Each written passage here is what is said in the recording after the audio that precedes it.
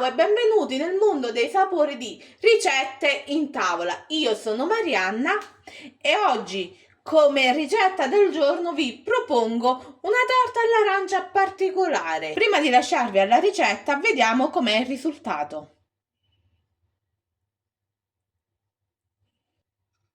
Come sempre vi ricordo che le info e gli ingredienti sono giù in info box. Buona visione! In una padella verso l'acqua e lo zucchero semolato e porto a bollore. Ho tagliato a fettine metà arancia.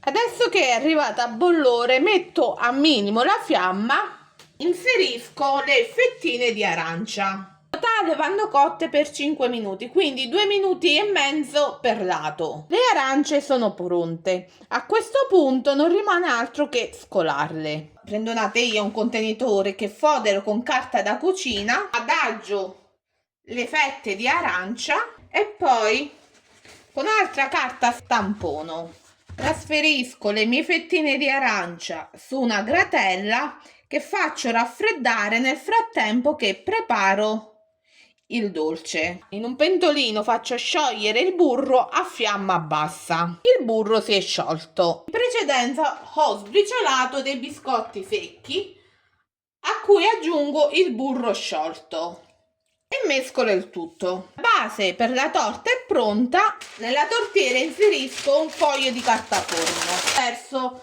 la mia base della torta. Con l'aiuto della spatola stendo la mia base di biscotti. La base della torta è pronta e la mettiamo momentaneamente da parte.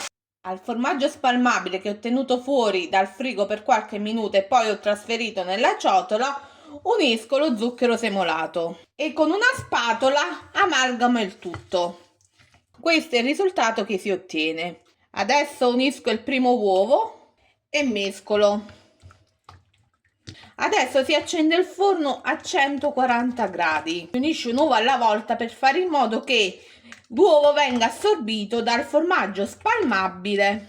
Adesso metto anche il secondo uovo. Continuo a mescolare. Verso il succo di arancia, la panna per dolci e lo yogurt. Mescolo il tutto. Infine aggiungo anche l'amido di mais e mescolo il tutto. Questo è il composto pronto. Adesso verso nel filtro il composto. In questo modo tutti i grumi presenti nel composto rimarranno nel filtro. Adesso che il mio composto è liscio, lo posso versare nella tortiera. Ho ripreso la tortiera, al cui interno verso il composto setacciato. Ho ripreso le fettine di arancia che ho preparato in precedenza e metto fettine d'arancia sulla mia torta.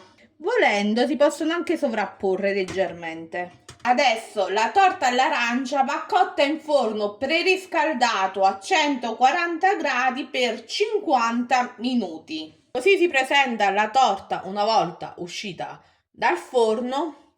Faccio raffreddare e poi va fatta riposare in frigo per almeno 4 ore. Così si presenta la torta una volta uscita dallo stampo. Adesso non rimane altro che tagliare una fetta per vedere come è venuta all'interno. La torta all'arancia è pronta. Grazie per aver guardato fino a qui. Alla prossima ricetta, buon appetito e ciao!